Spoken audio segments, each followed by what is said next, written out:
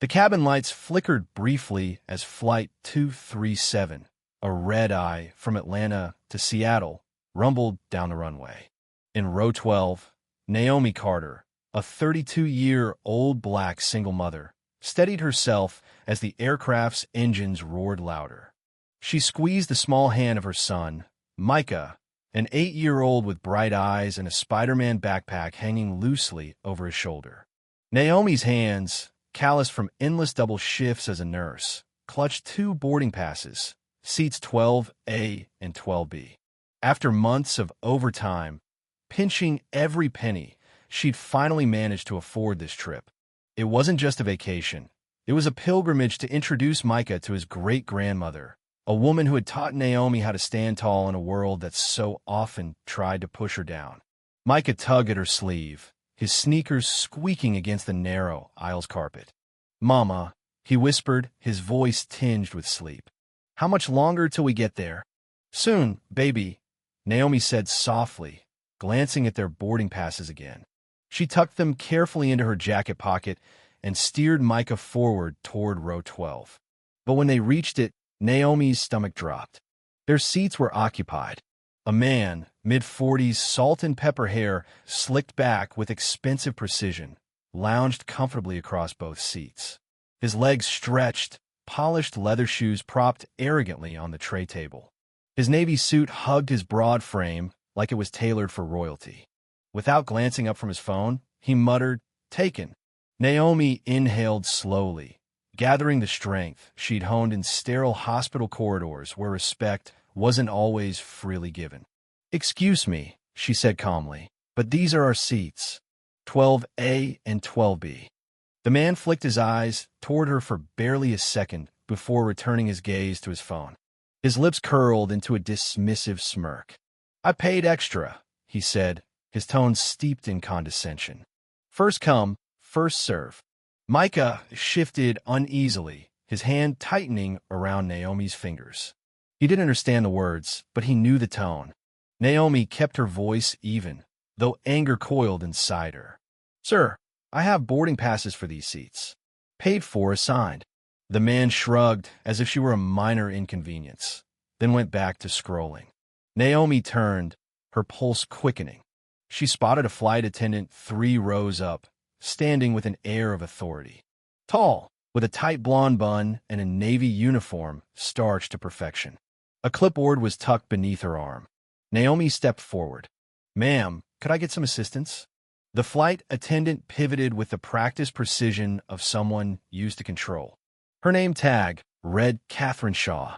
Her eyes landed on Naomi and Micah, flicking over them as if assessing the potential for trouble.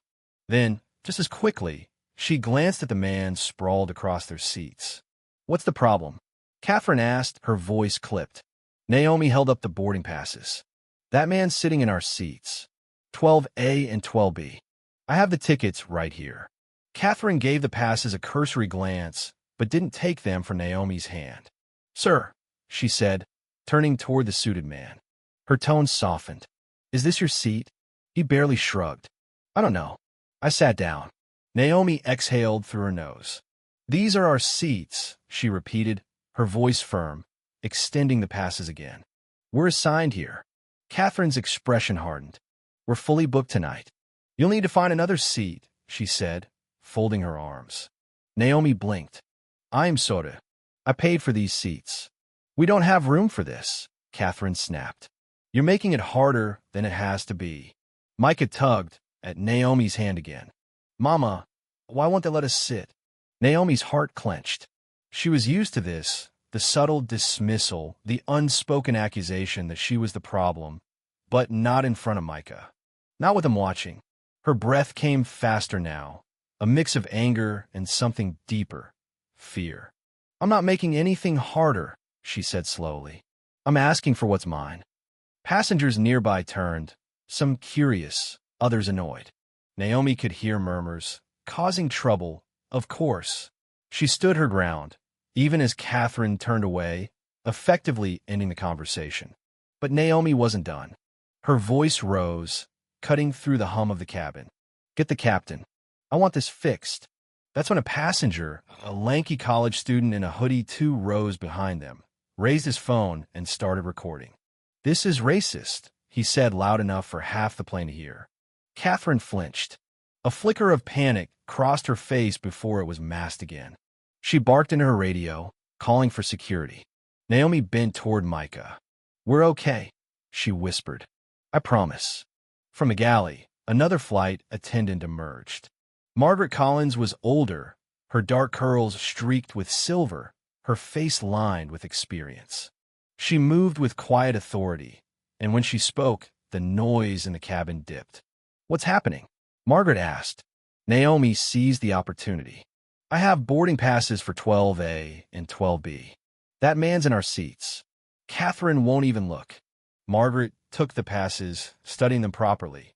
She turned toward the man. "Sir, can I see your boarding pass?" He shrugged. "Lost it."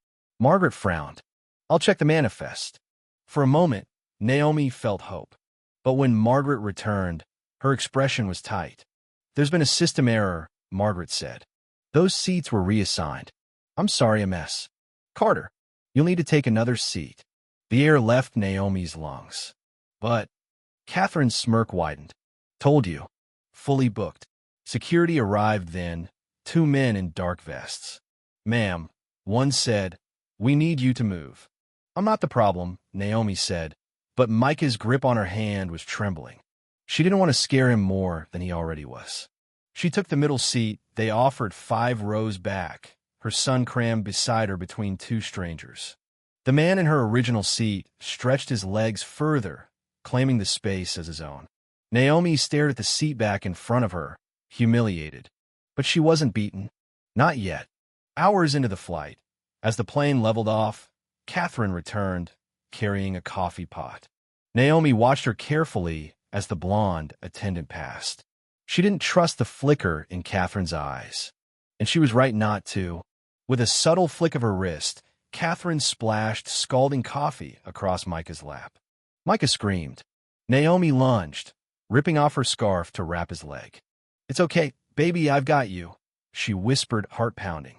"Oh no," Catherine said, voice syrupy. "Clumsy little boy." Naomi shot to her feet. "You did that on purpose." Catherine didn't react. Instead, she keyed the intercom.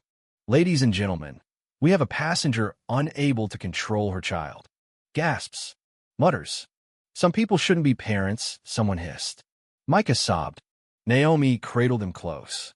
That's when Naomi realized this wasn't just about seats. It was power, control, and they had it. Or did they? The college student, whose name she'd learned was Dylan, had streamed the entire encounter. The video had already gone viral. A woman in a sharp suit, Harper Lane, turned around from 2 rows up. "I'm an attorney," she said. "We can sue them." For the first time all night, Naomi's pulse slowed. Catherine barked into her radio again. But the captain himself emerged. "Apologize," he ordered Catherine.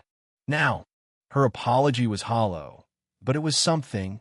Then Bradley, a politician and Catherine's cousin, Naomi realized, stood up.